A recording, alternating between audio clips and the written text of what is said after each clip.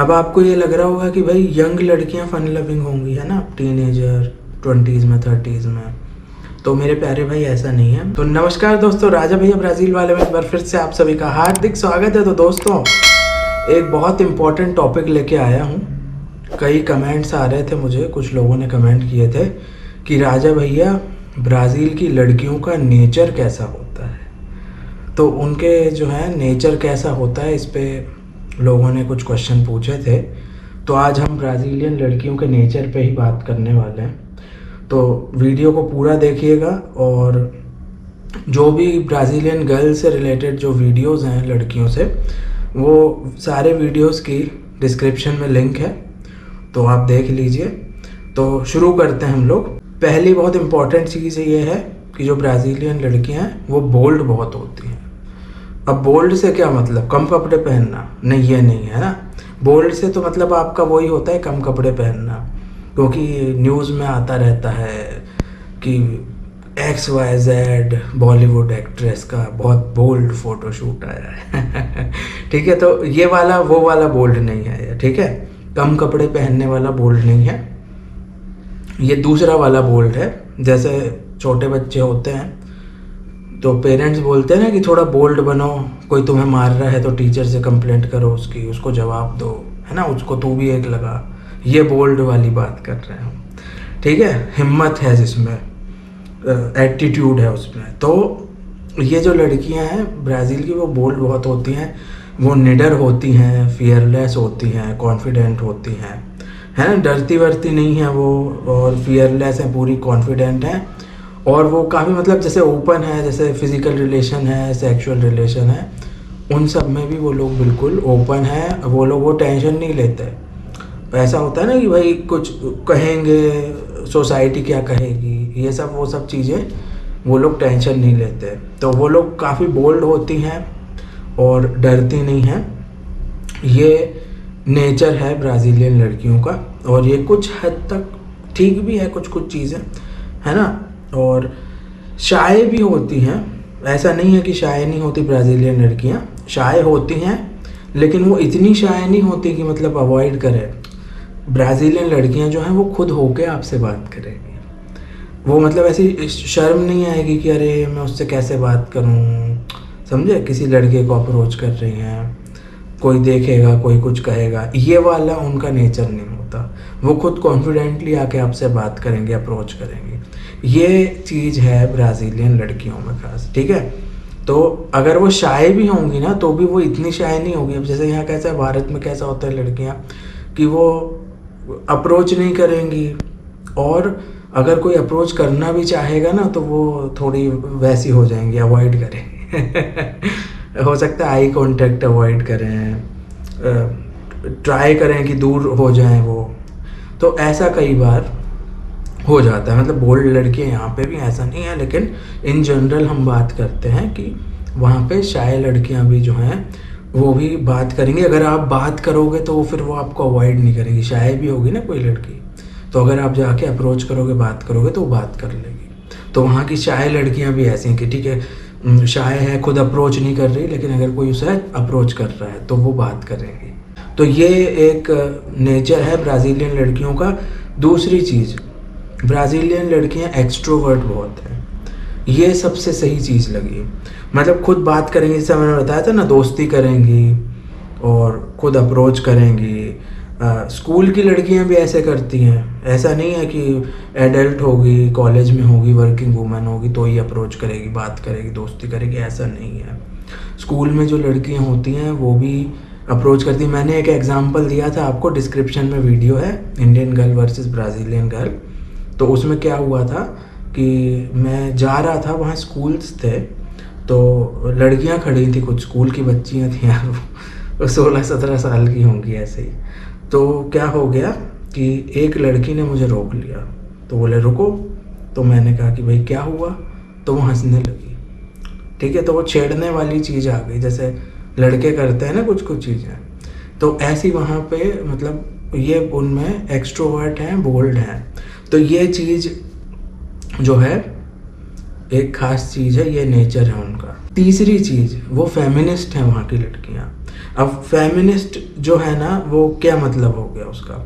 Actually मैं बताता हूँ कैसा है। फेमिनिज्म का ये मतलब होता है इक्वालिटी, कि महिलाओं को भी इक्वल अपॉर्चुनिटीज़ मिले, महिलाओं को भी पढ़ाया जाए, है ना। महिलाओं को पढ़ाई में, वर्क में, बिजनेस में जो चाहे वो करना चाहे वो कर सकती हैं। तो हमारे यहाँ होता है, महिलाएं हैं हर जगह। आपको वकील भी मिलेगी महिला, कॉरपोरेट में भी मिलेंगी, पुलिस में भी मिलेंगी, है ना। आईएएस ऑफिसर भी है, मिलिट्री में भी है, जज भी है महिला। तो ये सब कुछ है। तो ये फेमिनिज्म होता है, ये एक्सेप्ट करते हैं हम लोग। लेकिन वहाँ पे थोड़ा फेमिनिज्म बहुत ज़्यादा है, मतलब वो उसका जो लेवल है वो बहुत ज़्यादा एग्रेसिव है। वो लोग कैसे हैं कि मतलब जैसे बॉयफ्रेंड है, हस्बैंड है, उनसे मतलब आप कुछ ऑर्डर नहीं दे सकते उनको, ठीक है। आप कुछ ऑर्डर नहीं दे सकते, वो कहेंगे कि तुम मेरे ओनर नहीं हो, ये टाइप का एटीट्यूड है। आप समझे भारत में कैसा होता है, एक दूसरे का हम ऑर्डर देते हैं, लेते हैं, हस्बैंड वाइफ में चलता है।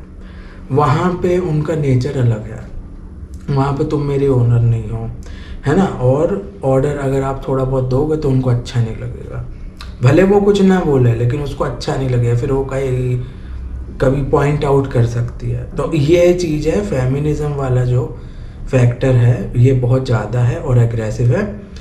Indian girl versus Brazil girl for marriage पे भी एक वीडियो बनाया था, उसकी भी डिस्क्रिप्शन में लिंक है, तो वो भी देख लीजिएगा।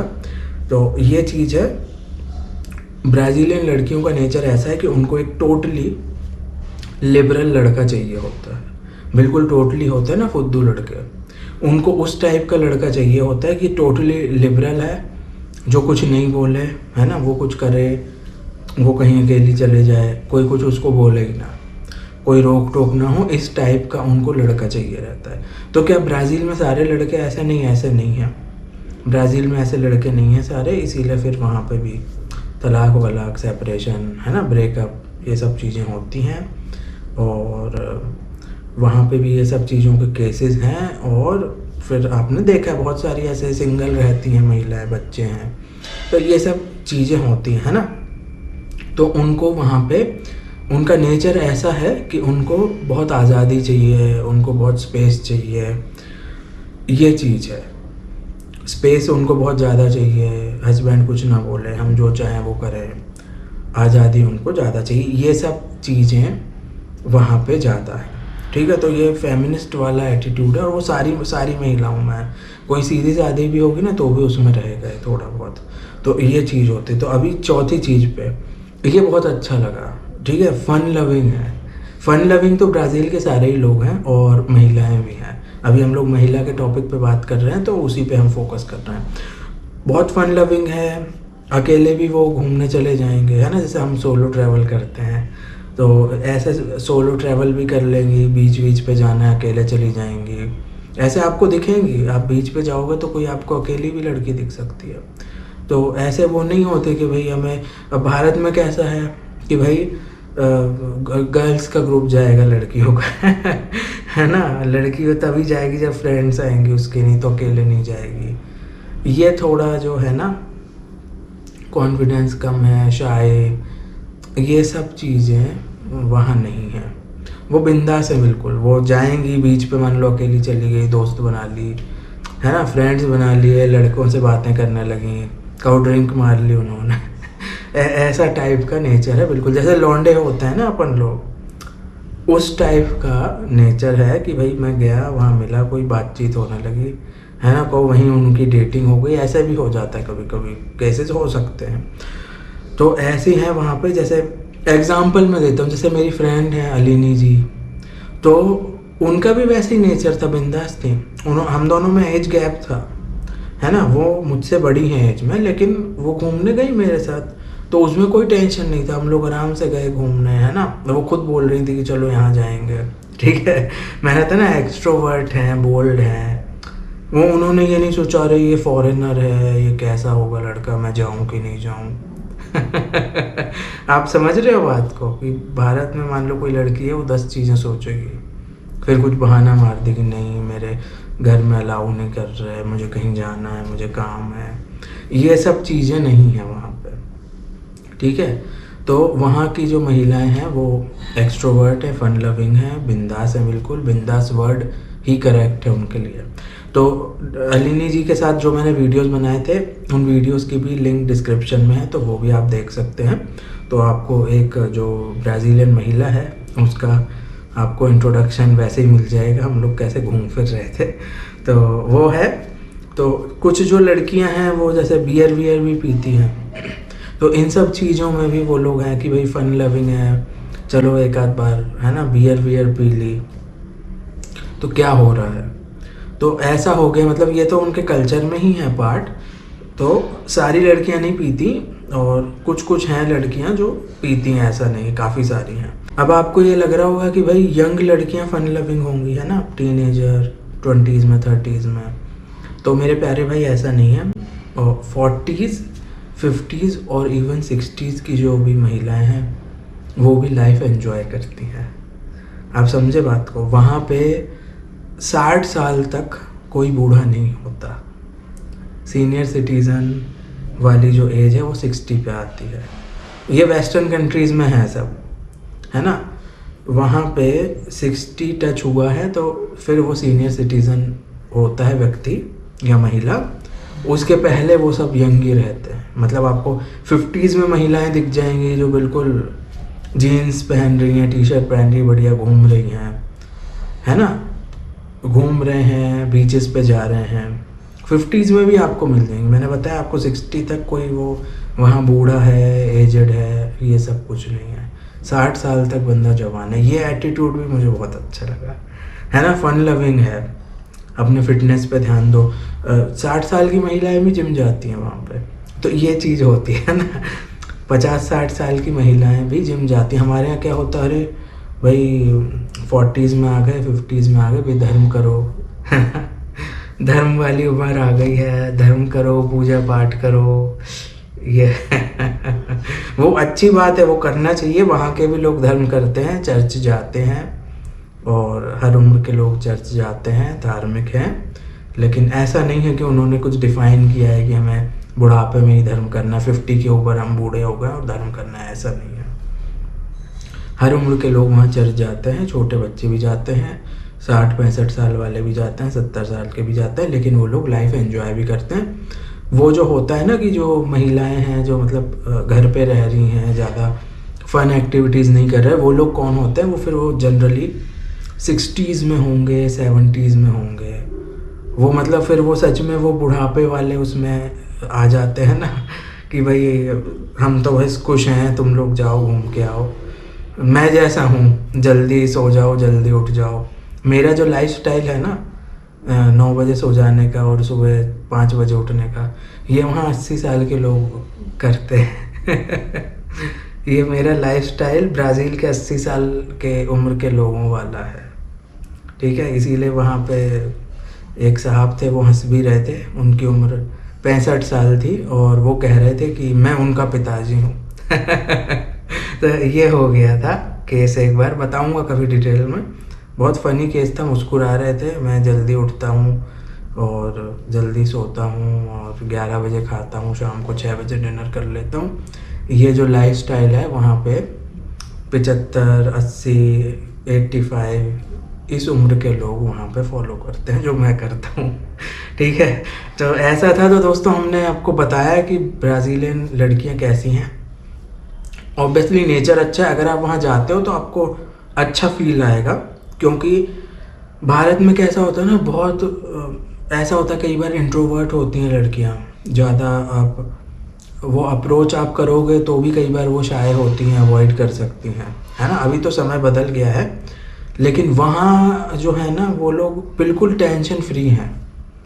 वो कुछ भी टेंशन नहीं लेते कि कोई लड़का हमसे बात करने आ रहा है ना। हम यहाँ वो बात नहीं कर रहे कि तुम्हें डेटिंग करने में आसानी होगी, ये हम बात नहीं कर रहे हैं।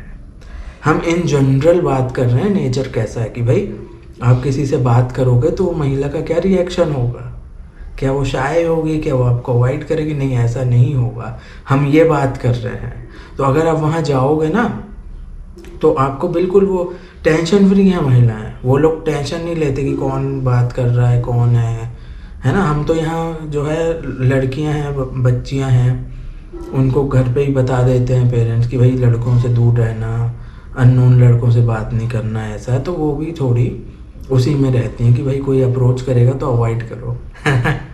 तो ऐसा जो चीज़ है वो वहाँ पे नहीं है।